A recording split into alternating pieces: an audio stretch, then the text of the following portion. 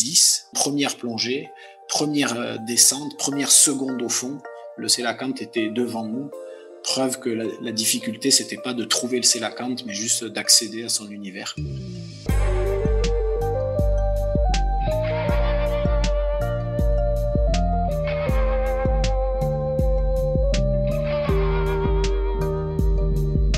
Bonjour à tous.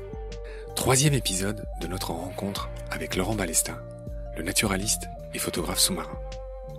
Et suite et fin de l'expédition consacrée au sélacanthe, baptisée Gombessa première du nom, puisque toutes les expéditions suivantes de Laurent seront baptisées Gombessa 2, 3, 4 et 5, en l'honneur de cette rencontre mémorable. En mai 2009, Laurent réalise une expédition dans le plus grand secret en Afrique du Sud. Son but est de retrouver et de filmer dans son milieu ce poisson primitif qu'on croyait disparu depuis 66 millions d'années et redécouvert en 1938. Ce poisson appartient au groupe des sarcoptérygiens, un groupe de poissons très emblématique dans l'histoire de l'évolution.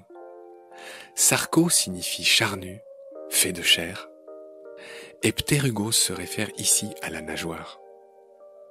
Les sarcoptérygiens ont des nageoires différentes des poissons actuels, qui sont majoritairement des actinoptérygiens, c'est-à-dire qu'ils ont des nageoires rayonnées, ressemblant grosso modo à des éventails. Chez les sarcoptérygiens, en revanche, les nageoires préfigurent de petites pattes, et on pense que de proches cousins de ce groupe auraient pu être les premiers vertébrés à avoir conquis la terre ferme. Ça s'est passé au Dévonien, vers 365 millions d'années. Et un de ses précurseurs serait peut-être Ichthyostega, qui ressemblait à un gros triton d'1,50 m. Selon une étude publiée en juin 2021, peu après cette interview de Laurent et dont il nous parle dans ces épisodes, le sélacanthe pourrait vivre jusqu'à 100 ans et plus. Des scientifiques français de l'Ifremer, basés à Boulogne-sur-Mer, ont étudié les stries sur les écailles des sélacanthes dans les musées, en utilisant une technique similaire à l'étude des cernes des arbres, qui permet, comme vous le savez, de déterminer leur âge. Ces scientifiques ont établi que ce poisson ne se reproduisait qu'après un demi-siècle de vie, et que la gestation des femelles pouvait durer 5 ans. Les sélacanthes vivent dans des grottes au fond de l'océan. Ils peuvent atteindre 2 mètres et peser plus de 100 kilos. Il s'agit d'une espèce à croissance lente et à reproduction très tardive. Une des espèces les plus lentes chez les poissons marins, souligne Kellig Mahé, le responsable de cette étude. Ces découvertes ne rendent pas optimistes, car ce genre d'espèce est beaucoup plus sensible aux perturbations et aux actions des hommes.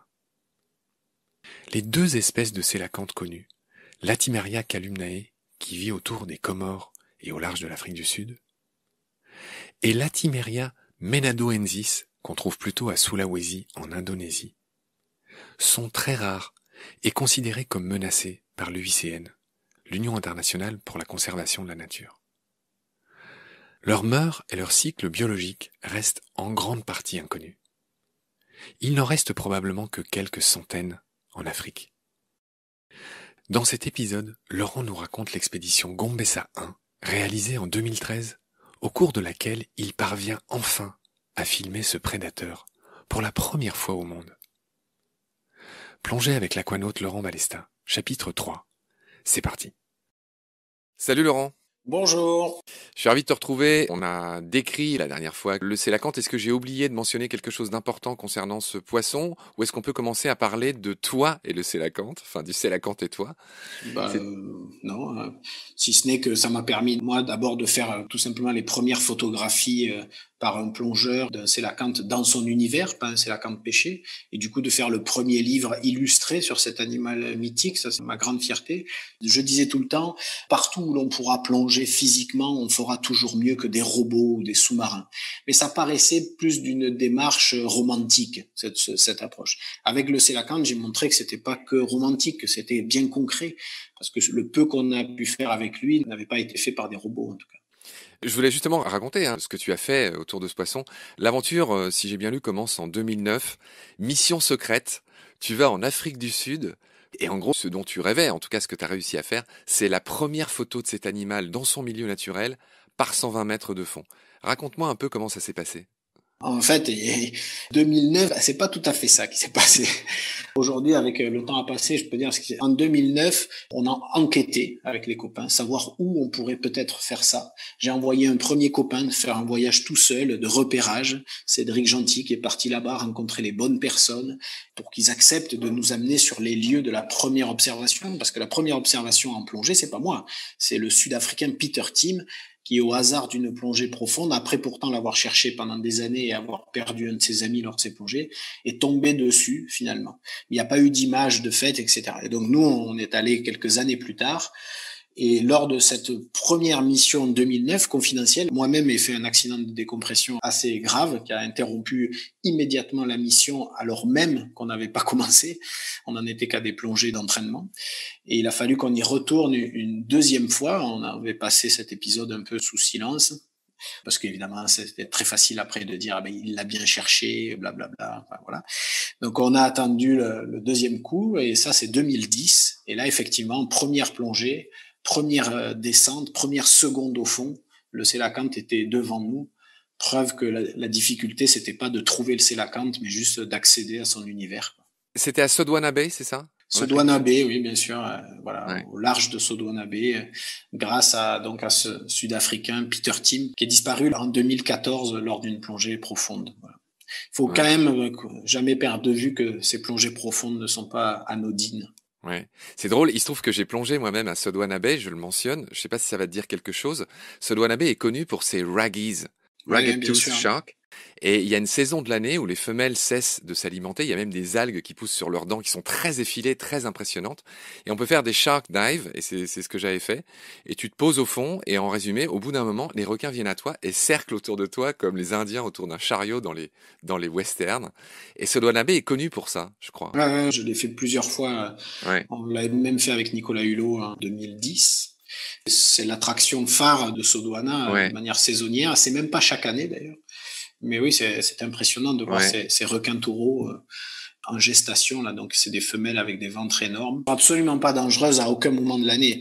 Simplement, on confond le requin taureau en français ou raggies en anglais et le bull shark, qui serait la traduction littérale, mais le bull shark, finalement, n'a rien à voir avec le requin taureau. Oui, c'est le bulldog. Le bull shark, c'est le Zambezi shark, ça n'a absolument rien à voir. Et lui, c'est un requin dangereux. C'est le bull shark qui pose tant de problèmes à l'île de la Réunion avec les surfeurs, etc. En français, on dit les requins bulldogs, c'est bien ça, Laurent?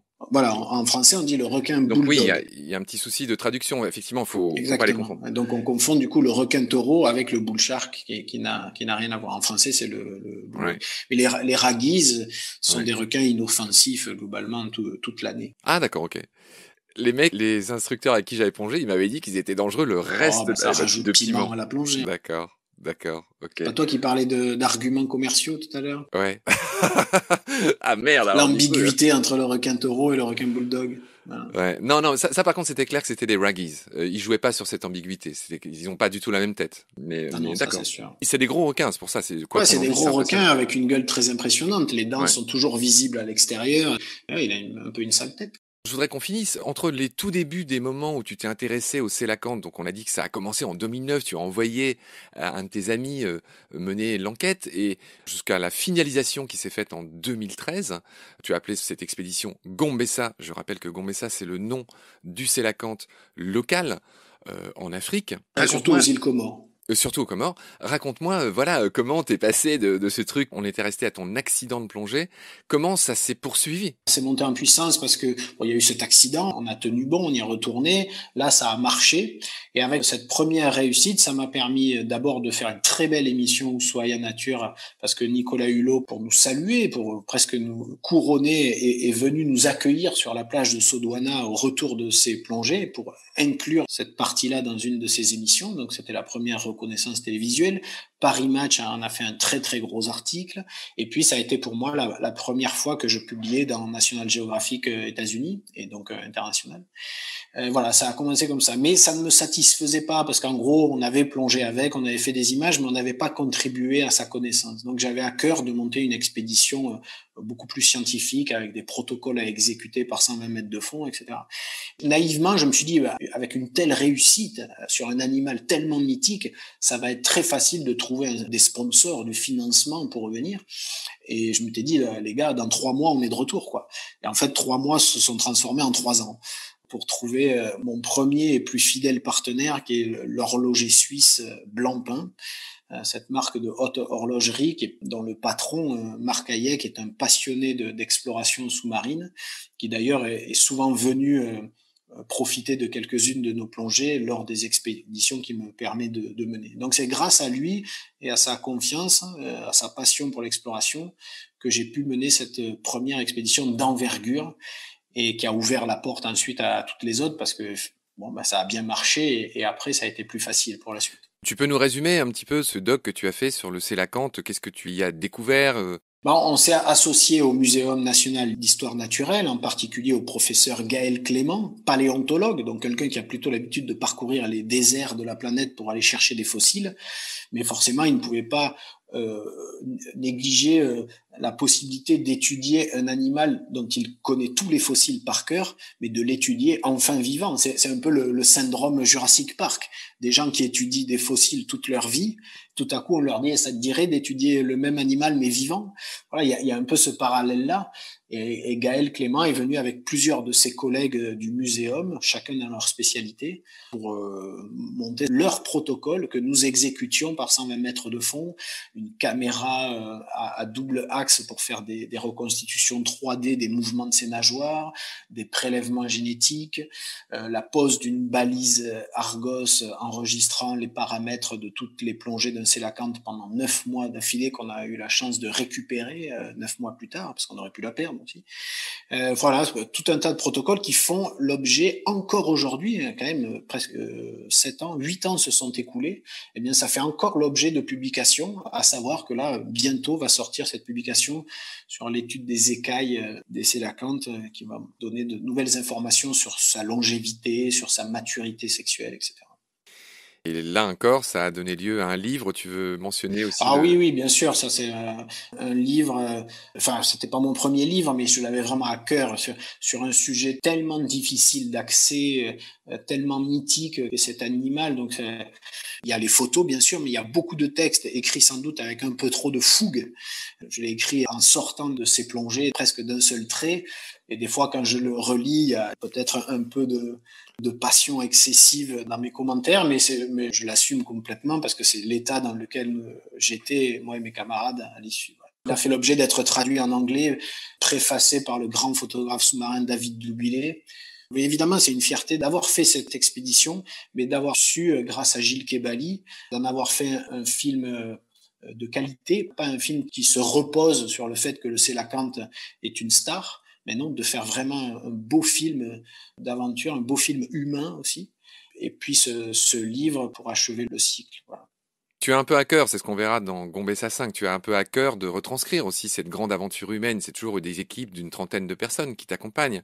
Et tu as la gentillesse, on peut penser que c'est normal à chaque fois de leur rendre hommage, d'expliquer comment tout ça se fait. Tout ça n'est pas simple. Donc il y a toute une équipe qui assure. Oui, seul je pourrais pas. Hein. Tout le challenge pour moi, c'est de transformer des rêves fous et personnels en des projets sérieux et collectifs. Voilà. C'est ça la démarche à chaque fois, finalement. D'accord Laurent. Bon voilà ce qu'on pouvait dire sur le Sélacanthe. Je rappelle que de ce beau rêve, de cette incroyable réussite, tu as baptisé la suite de toutes tes expéditions. Toutes tes expéditions s'appellent Gombessa quelque chose. Donc là, on vient de parler aujourd'hui de Gombessa 1 et je te retrouve très vite pour parler de Gombessa 2. Et là, c'était une mission qui concernait un autre poisson qui s'appelle le mérou.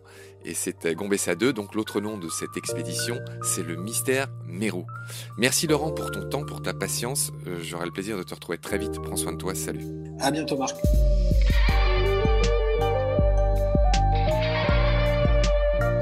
C'est la fin de cet épisode.